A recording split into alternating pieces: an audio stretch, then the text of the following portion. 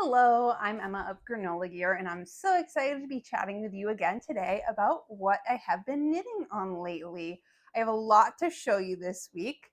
That's mostly because if you watched my podcast last week, it was actually filmed 2 weeks before this because I got a little ahead of my filming schedule. So I have some more finished objects. So I was close to the end of a few things, but there's a bunch of new cast ons this episode, which I'm very, very excited about.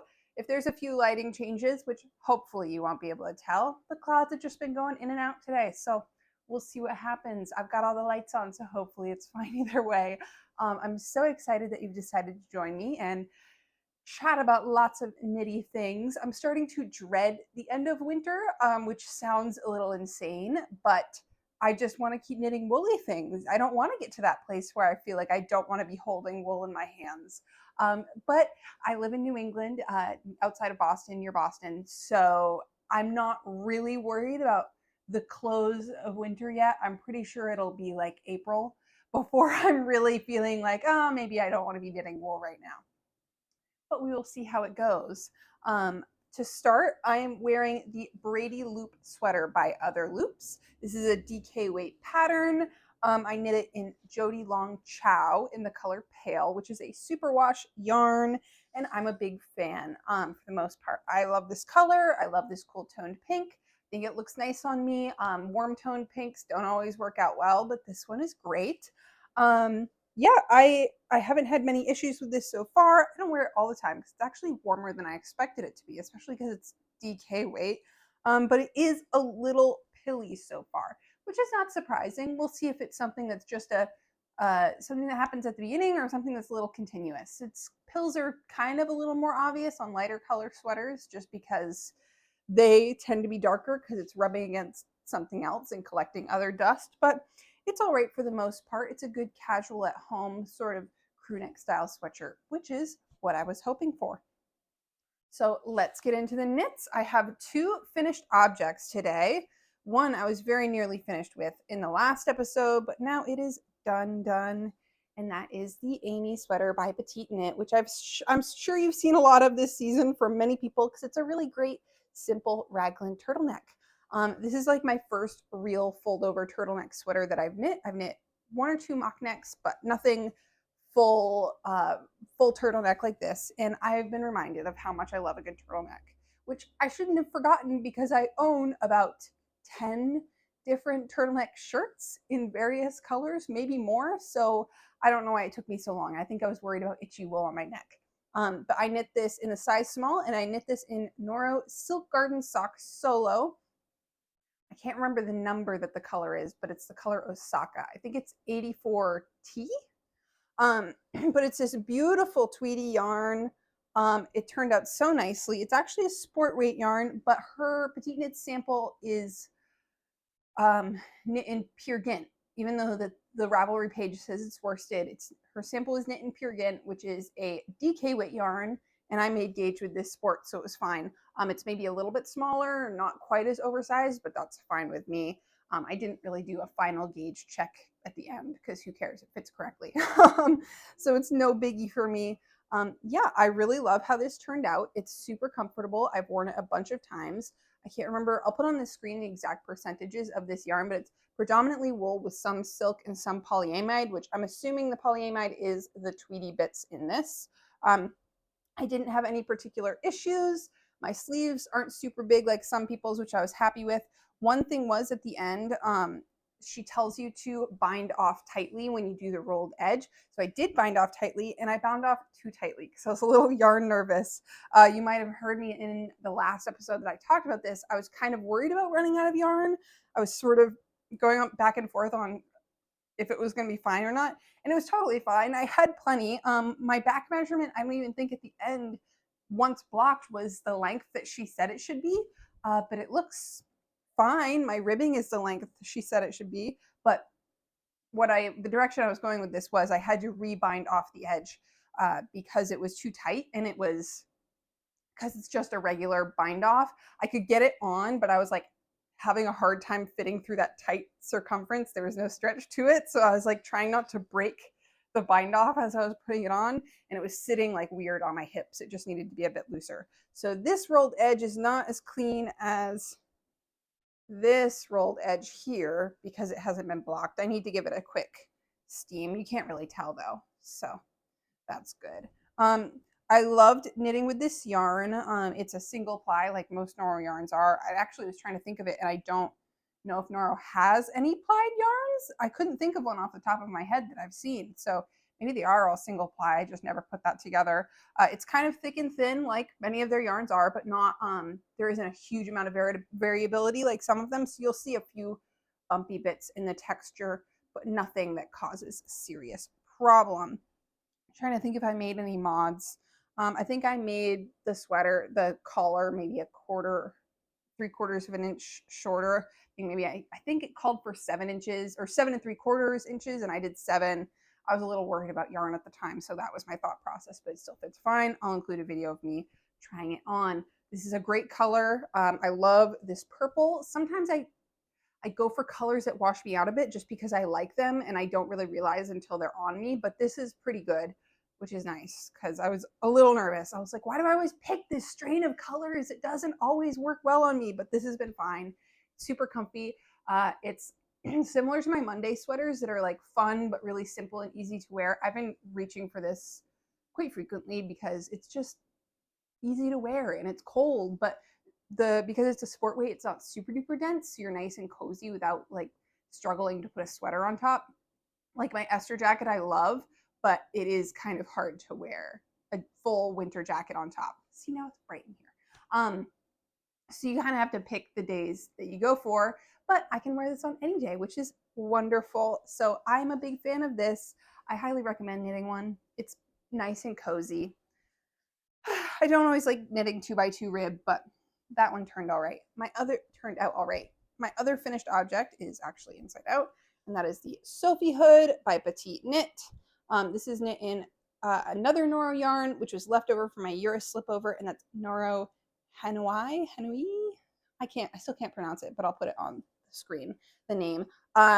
This was fine. It was pretty decent to knit. I mean, I don't mind knitting the Sophie scarf and stuff. It's not like my favorite because like I kind of have to look at what I'm doing at the end of each row and I don't always like the flipping back and forth, but I wanted to give it a shot because I was interested in it. My thought process was when I'm wearing a clip like this, it's really hard to wear like a hat, obviously. It doesn't look, I would look insane if I put a hat over that. So my thought was, sorry if I bump the mic, I'll try not to. I can wear something like this over the clip and it won't look as insane, which you tell me if this looks insane or not. Let me know in the comments if I look crazy. I'm not going to tie it because I'll strangle myself. I don't mind it. Here's the thing. Right now, totally fine because I just have a sweater on. Once we add a jacket to the mix, especially, I don't have any jackets with hoods, but they have a bit of a collar. I'm wearing like my puffer with a bit of a collar. This is way too much around the neck. I did knit the small size because I knew I had a limited amount of this yarn because it was scraps essentially, though it was pretty significant scrap. So I knew I wasn't going to get away with the long one. But I think similarly to what I've seen people say about the Alex hood by Knitting for Olive, which is also a hood like this, but in a slightly different style, I would go for the one with longer arms so it can be more scarf-like around your neck. Because to bring these all the way to the front again, I'm like choking a little bit. And if you're not a fan of that, which I'm not, I guess I could tie this. People always do that and it looks cute, but I'm assuming it doesn't look cute on me, or I will look at it and think I look insane. Yeah, I feel like I'm choking. It's not super pleasant. I guess I could take it off like this. I just feel like this is so much neck. But if I had a longer arms, I could do it a little looser. But I have one jacket that I haven't tried to wear it with yet that I think it might be fine. I think when I look at myself in the mirror when I've tried to put this on before, I'm like, does it sit far enough forward on my head? But now that I'm wearing it and not looking in the mirror as I'm putting it on, it feels fine. Maybe I'll look at this and think I look stupid, but I think it feels okay. I feel like my ears are covered and like my head is enough covered. Like maybe I could have made it a bit wider. That was the other thing I'll take this off to tell you about it. First thing, one of my sides is longer than the other. I have no idea how that happened. Second thing, on the back, hopefully you can see this, my back part rides up a little bit. So maybe it doesn't, that's what it is. If I pull it down, to cover more of my neck in the back, because if this doesn't cover it all the way, it pulls further back on my head. And then obviously this is kind of silly. This is like half my head. We're defeating the purpose a little bit here, but that's because of the bulk of the claw clip. So I think if I made it wider, I would eliminate that. But in the pattern, she tells you that width is more important as you're increasing. So even though I didn't have as many stitches as she said to go to, she said to stop at that width, and I was at that width. I think if I kept going, even just a little bit more, it would make up for the bulk of my claw clip. So if that is your thought process, if your thought process is I want to be able to cover my head with my hair up in some way, I would recommend making it a little bit wider. Because like this is normal head shape, but with your clip, your head's out like here. So yeah, and you can't wear it with a bun. You look totally insane. I posted that on my story. You look like an alien with a cone head. Would not recommend, but claw clip probably fine. Yeah. So yeah, maybe make your arms a bit longer if that's what you're thinking. Those are just my thoughts. I know I listen to people talk about patterns like this sometimes, and if I listen to them before I knit it, I'm able to make the edits that I think would suit my version better. So that's what I'm trying to give you here. So I don't hate this. I haven't worn it out and about yet. I may try. I'm not a huge fan of my hair being all the way down with winter clothes. I'll do like a half up, half down a lot because I just don't like things in my face and my hair gets staticky, and it's like very overstimulating and I don't enjoy it. So I haven't tried this like that yet. The other thing is, I actually have a lot to say about this, I feel like. The other thing is, it's kind of hard to figure out how to tie it when they're shorter. Like if I just did this and tied it in the back, like I think maybe she double wraps it in one of hers. One, this doesn't cover my neck all the way in the back. Two, I feel like it just looks like it's crossed twice in the front. It doesn't look like cute. So I don't know. Use that for what you will. That's my take, my life experience. So yeah, that is my other finished object. Lots to say about things. Let us move on to works in progress. And we'll start with something that has quite a bit of progress, but it's not very exciting. This is the beginning of my journeyman jumper for my brother. It's bottom up knit in panels. As you can see, I'm not knitting it in panels because that's insane. No, thank you. Obviously, you can knit it in panels if you feel like it.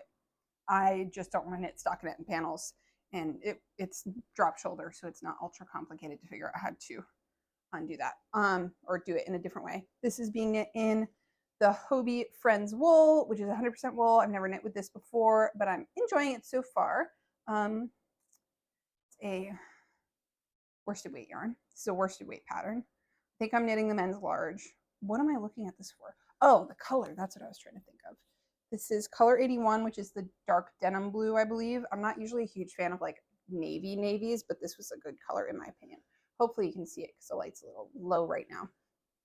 Yep, just been plugging along on this. I did a like Italian tubular cast on for the rib, and then I did a little double knitting to make it nice and pulled in, because sometimes when you do the tubular cast on, especially with so many stitches, it can get a little floppy. So I did 2 rows of double knitting first before getting going with that. The yarn has been nice to work with. It's pretty even, which occasionally there's actually a fluffy bit, which is kind of interesting because it looks really consistent. Here's one, like a little nubby where it's just kind of like was not as twisted as well there, which is fine. Like I don't really care. It's just because it's such a even looking yarn, getting bits like that is like not always expected because there's no like rusticness to it really. It's pretty soft. Like it's not merino soft, but as far as like regular wools go, it's pretty good. Like this is totally next to skin on my neck. Doesn't bother me at all. I wouldn't say I'm ultra sensitive. If you've felt like Drops Alaska, which is kind of pretty rustic in my opinion, not super ultra rustic, but pretty rustic, I would say that's about my limit of what I can have against my skin, and that gets a little annoying at times. I still wear something under it. I wear something under all of my knit sweaters because one, I don't want them to get stinky when I'm stinky, and two, I kind of need a little bit of a barrier. Like the sweater keeps me warm, it's insulating, but it doesn't really provide much of a windbreak.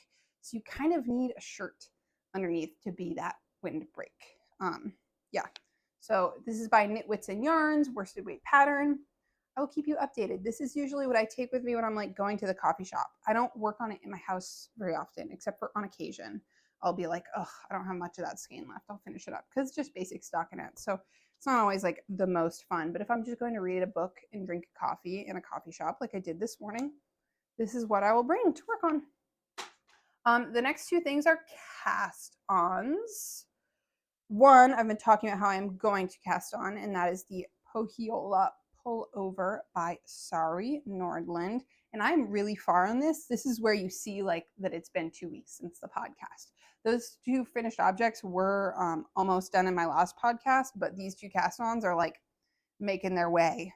Wow, this is kind of funky because I blocked it in a different direction. There's like a bump, but I guess you can't see it this direction.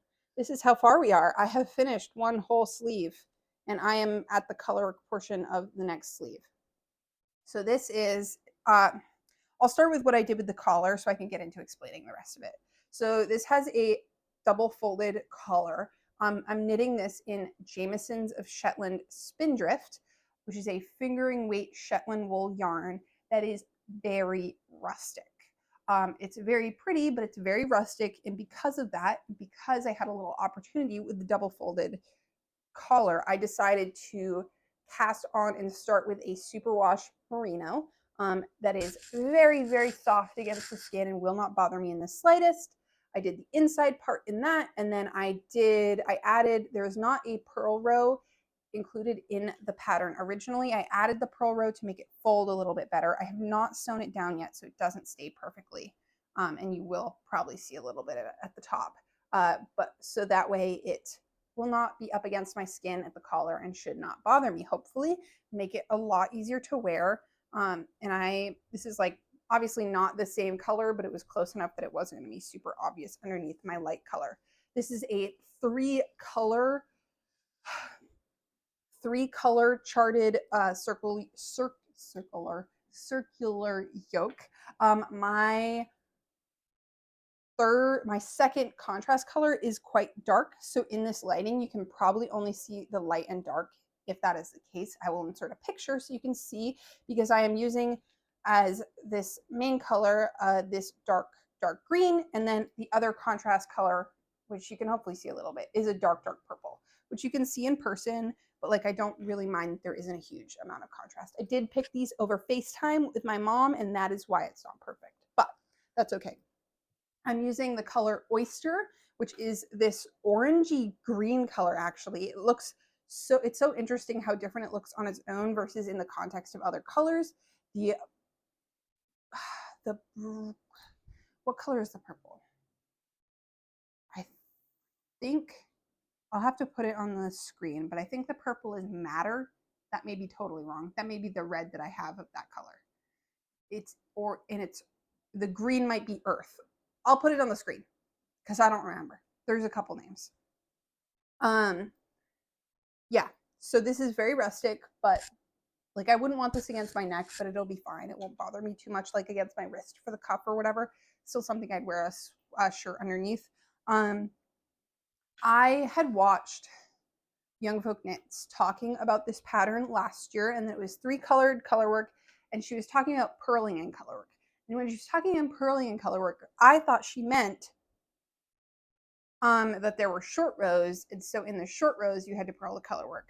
I did not realize that there were purls just as you're knitting right side facing in the color work.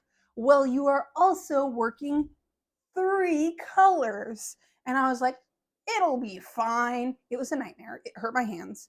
It's really beautiful. I like the effect. It's very cool. But honestly, you could probably knit this without that. It would be different. It would definitely be different. But that was like psychotic behavior. It's the same thing in the cuffs too. Like you can't really tell in this, but there's purls. like where you get these lines in this right here, that's because those darker colors are all pearls. And there's some purling in these like zigzags as well. It was psychotic behavior. It's beautiful, but it was totally insane. The short rows, I've knit the Lume pullover as well by Sari Nordland, and the thing about her color work circular yoke patterns is there's no short rows before the color work starts like some patterns do. Like I know the halibut sweater, which I've also knit, circular color work yoke, has it before, and I think that is better for the fit. What Sari does is she has optional short rows after you've split for sleeves in the body, so that like in the back, when it rides up, it won't be like higher in the back than it will be in the front, but it still rides up and you kind of feel it. And it's not uncomfortable, but it's not like the ideal way to deal with that. I would really genuinely prefer, even if it doesn't look as good, to have the short rows before the color work. But I'm not going to figure that out with this pattern. That was not going to happen for me. I don't know like if that would be significantly worse, or even short rows before you split 4 sleeves would probably be better, but it is what it is. I'm knitting the size 2. Like this is like I don't remember if I said this is a fingering weight pattern. It's going pretty well so far. I'm doing the colorwork sleeves version. You don't have to do the colorwork sleeves. My yoke has been blocked. The rest of it has not. I wanted to make sure that it was going to be fine and not way too tight or something, because it was I've got pretty good tension for 2-color color work. It's not always perfect. It maybe leans on the loose side most of the time. It depends. I'm pretty even when I'm like changing colors a lot, but if I'm like just doing it occasionally, like they're called lice in a big panel, that gets a little loose. It's harder to keep that tight. So the 3-color was basically like really basically impossible for me to keep good tension or feel like I feel comfortable with the looseness of my tension being reasonable. Like it felt like I was doing it really tight, but no matter how hard I tried, it was like impossible to loosen it. So it is what it is. I think this is going to be beautiful. It's not going to like, this is the end of the 1 color. I have to do the colorwork sleeve starting next row in this sleeve, which I have to do magic loop, which really sucks. I really hate doing colorwork and magic loop. Not fun at all. And then I have to do the body, which will probably take me a little while, but that's okay. It's just stockinette. But yeah, that's how that's going. Last piece that I cast on was not on my list, but I kind of like, this sort of came out of nowhere, but not really. This is something I've wanted to knit for a while, but it wasn't necessarily in my plans for this year, and that's the Sill or CA. I don't know if the name, it's Sille. I don't know if it's supposed to be said 2 L's like Spanish 2 L's where it's a Y, or if it's just 2 L's. So I'm going to go with the Sill Slipover by Petite Knit. I've actually wanted to knit this for a while because I really enjoy textured, non-cabled patterns like this, like the Esther jacket. I really like that. I think it's fun to knit and I think it looks really good. I love the simple zigzags of this. I've been looking at this pattern for forever. Every single time I do, and I usually have a yarn in my mind of, I need to use this yarn. And then I'll go look at patterns in that weight and I'll figure out what I have enough yardage for. And I always look at this pattern and I'm like, this is a worsted weight slipover. It won't take that much. And then I look, and in the yardage on Ravelry, it says like 1,000 to I don't know how many yards. Like if I don't have the amount that it requires for the smallest size, I'll just move on to the next one. But this last time that I was looking at it, I was like, 1,000 yards for the smallest size of a small slipover makes no sense. I bet that's how much yarn it is if you're holding double the way she is, like double the amount of yarn. And I looked in the caption, and that was in fact the case, the description, not the caption. So it's like, oh, I totally have enough yarn for this, a yarn that I've been trying to use for forever. So I'll just cast it on. So I did, because I needed a smaller project, because I've only got big projects on the needle, and I finished the Sophie hood. So this was my Sophie hood replacement, because this is a little bit smaller. This is actually Cascade 220 that I bought years ago. I bought 4 skeins I bought 1 skein to try and match a skein that I thrifted. It didn't match. I don't know what I was thinking. So I bought 3 more skeins to just make a sweater with that color. And I did make a sweater with that color. I designed it myself. And then I decided I was not going to write the pattern because it was going to be way too complicated. So I frogged it, and it was this really bright corally orange color. And then I was like, why did I pick this color to begin with? This color is insane. So I dyed it this color. So I've had this like reddish maroon color that I dyed in my stash for a long time. It's 100% wool. It's not super wash. And I'm really happy for it to be this. I love this color. I think it's going to be super cute. I'm going to have some leftover, but it will not be nearly as much in my stash as it was to begin with. The color may lighten a bit when I wash it again because I know there's probably a little bit of loose dye in it still, but we'll give it a shot. I think it'll be okay. I think it's pretty in this red color, and I'm excited about it. It's got like double ribbed edges. Yeah, so that's that. That's all I'm working on. It's way darker in here, so the lighting is probably a lot more warm. So hopefully the colors look okay and all of that. If you enjoyed this video, I'd really appreciate a like or a subscribe. It means the world to me that you guys like to sit and chat with me and listen to what I have to say about knitting. It is the most fun for me. I love talking about knitting. I think about knitting all day long. It's all I think about all the time because I'm crazy. So it's nice to get it out there. So thank you so much for joining me for this. I don't have any books to talk about this week, I don't think. Probably next week. I'm working on a few. But yeah, I'm excited for the next podcast because I just still want to keep casting on more winter things. I have just a docket of stuff, which you could kind of tell in my like updated winter plans video. But thank you so much for watching. I hope you're having a great day and happy knitting.